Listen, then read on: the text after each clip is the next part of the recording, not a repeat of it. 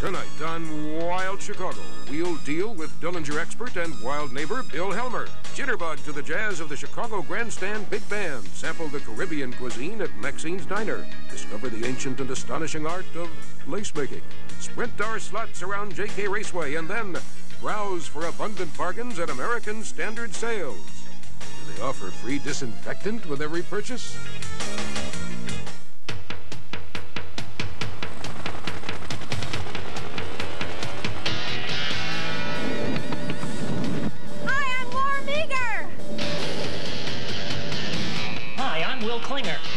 We're your video navigators. On an urban adventure. Tonight, we'll explore a side of Chicagoland You may not recognize. the offbeat side, The unusual. the frightening. The untamed. Now, thanks to you and your many suggestions, We'd like to lead you to that part of the city we know as Wild Chicago.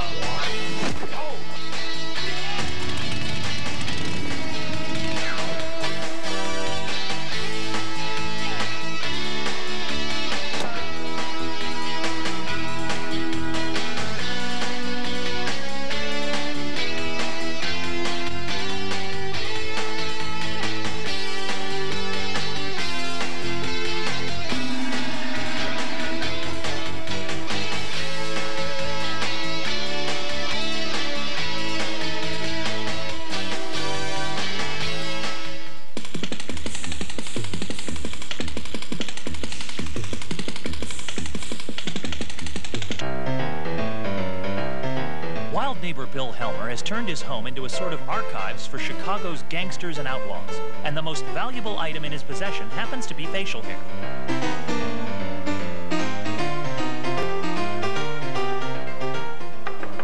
Helmer, come out of there. We're coming in.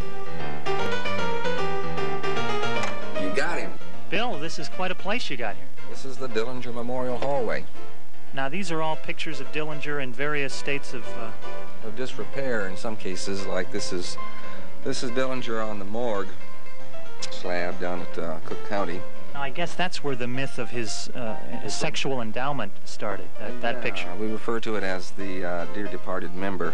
And that's Dillinger as a boy. The one on the left is the lady in red. That's Anna Sage.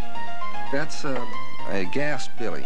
It's a billy club. It's actually from the Indiana State Reformatory at Pendleton, where Dillinger was. So it's a little billy club. Yeah, and with an interesting feature that you could put a shotgun shell full of tear gas inside of it. Hit him on the head and gas them. Yeah, sort of adding insult to injury, isn't it? Whatever it took. The most amazing thing we have here is an eyebrow hair of John Dillinger's. That was recovered from the death mask mold from which that death mask was made. I became fascinated by Dillinger because of all of the outlaws of that period, the Depression desperados, like Pretty Boy Floyd and Machine Gun Kelly. All these other guys were pretty much just psychopathic punks without much redeeming quality. Dillinger was a little different. He still had a fairly conventional value system. Those were Bonnie and Clyde whiskey decanters. He looks kind of like Grandpa from the Munsters.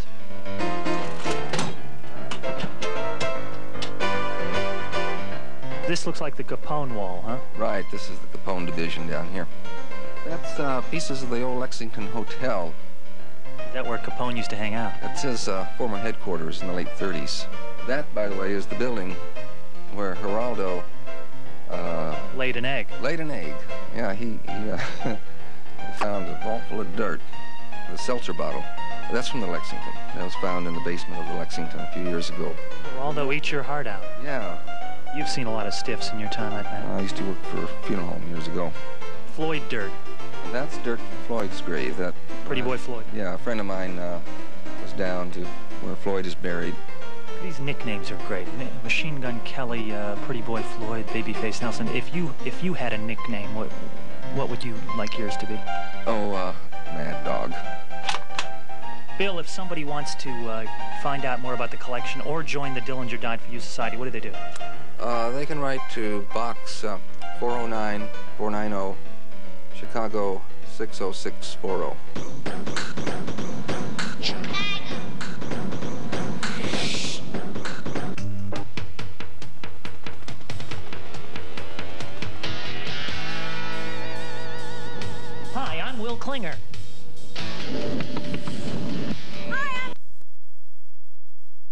The frightening. The untamed. Now, thanks to you and your many suggestions, We'd like to leave you to that part of the city we know as Wild Chicago.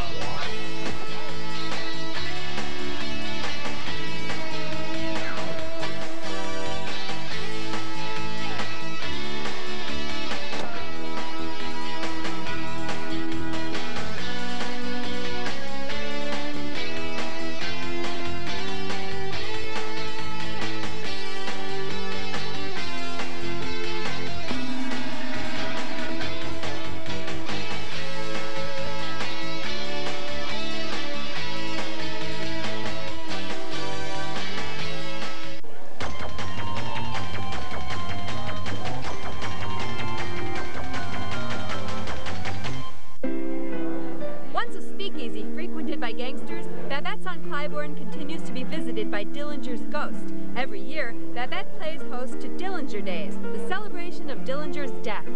The lady in red. Hello. You look fantastic. Thank you very much. I'm trying to be Anna Sage tonight as much as possible, the duplicitous lady in red.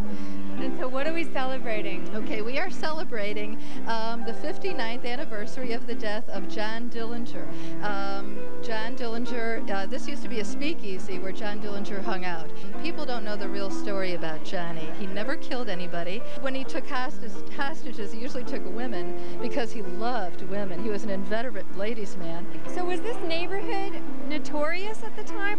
Yes, absolutely. Anna Sage had a brothel in that building right there. Anna figured out the whole story, and so she called the FBI and said, look, boys, I can get you public enemy #1. A lot of really unusual things happen here. We felt the presence of Dillinger, and there was a sound against the wall of a clock ticking, and there's no clock in the wall. Oh, Babette danced with John Dillinger. It just felt like someone wanted to dance with me, this sexy, wonderful man, and so we danced. I don't know how else to say it, to music that was playing, that wasn't really playing. It's frightening. I've never been here and felt completely comfortable. And I'm her accountant. I do it every week. Come here every week. Right here is the spot that I've been told Dillinger sits. Every time I try to sit here, I can't butter a bagel. I come for a breakfast meeting, and the thing will fall. And I don't hold knives here anymore. This lovely lady is my mother. I was scolding her about not taking care of herself, and somebody did this to my head. Did we get that? And he never killed anybody. Has anybody mentioned that yet? It's always colder back here, for one thing. I don't know if you can feel it or not. Yeah. One night when the Chicago Ghost Tour was here, it was All Souls Night. There were a couple of psychics on the tour. They came back. They wanted to take pictures. All hell kind of broke loose here. The entire room filled with mist. It was like this impenetrable white fog. It was pretty bizarre. Has anything threatening ever happened? No, not at all. The spirits who are stuck here just need a little sympathy. Anything we can do? Yeah, be happy. The celebration continues at the scene of Dillinger's demise, the Biograph Theater. The tradition about playing the dirge at a funeral is playing the soul out of the body. My name was Horace Naismith, otherwise known as Bill Helmer. This is Richard Crow. We represent the John Dillinger Died for You Society. Right here, just off the edge of the sidewalk, was the very spot where John gave his life. And you are? Susie. Susie what? Susie Strasser. What are you doing here tonight? I forgot. I was standing at this very spot when I look up and I see a pair of shoes, trousers. I see a man with a machine gun. I see a man with a straw hat, and it turns out to be Dillinger, and he's laughing. I ran up Halstead Street. I got into my car. I locked the door, threw the keys on the passenger side. I went to reach for my keys. Well, Dillinger was sitting on my keys. So I says, "Would you please give me my keys?" I says, "John, listen, I want you to do something for me. I want you to tell people that I died for them." I was down on a farm one minute. Judge Wapner and Bob Evans were all down on the farm. The only thing John Dillinger ever did was rob from banks, and the only thing banks ever done is rob from people. To you, John. Nonetheless, this is where John Dillinger fell. The ghost was seen in earlier years. It has not been seen in recent years. But what does happen is that people trying to walk down this alley very often feel a cold spot. On hot, muggy days, you can be walking through here where there's no air, and all of a sudden you'll get hit with a blast of cold air. Babette, if people would like to shop at your boutique or hear some more John Dillinger lore, Yes, they should come to Babette's Practical Art Gallery at 2229 North Clybourne or call 312-525-BABS. And what do you think about Dillinger? You know, he died at an opposing theater, so I'm really not available to comment.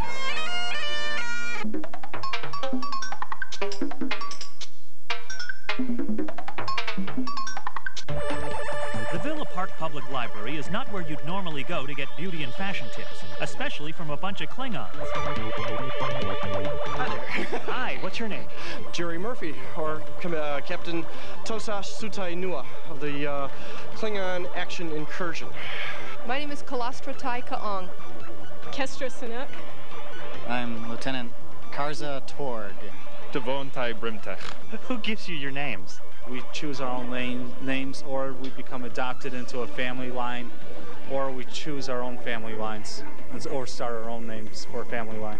We're twins, and this is our mom. Yeah. You raised these kids as Klingons? Absolutely, it's the only way to raise children.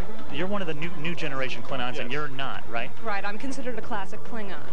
Is that like classic Coke? Yeah, kind of. Do your friends ever say, hey, what the hell are you doing with a mountain range on your head? I get that every now and then, yes.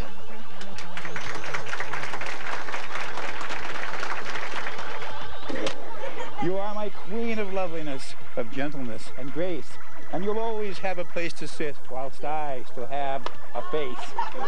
Mr. Klinger has agreed to be our basic guinea pig for the day, so we're going to ask Brian Barrell, one of our club members here, to transform Mr. Klinger from a Klinger to a Klingon. Is any of this going to give me a rash? All of it. Brian, how long does this normally take? It normally takes about 2 hours to do it right.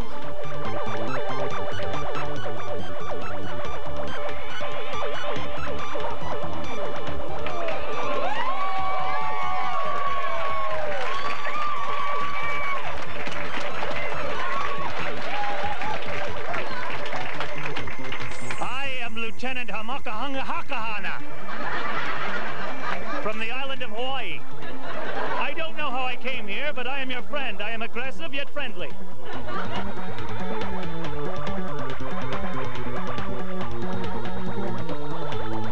Show us to your mall. What are the characteristics of a Klingon? Aggressiveness, loyalty, honesty, unless we're dealing with Terrans. And clumsiness. What usually happens when you go out into the open? We get a wide variety of reactions. Yes. What do Klingons eat? Live worms. Chocolate is like an aphrodisiac to us.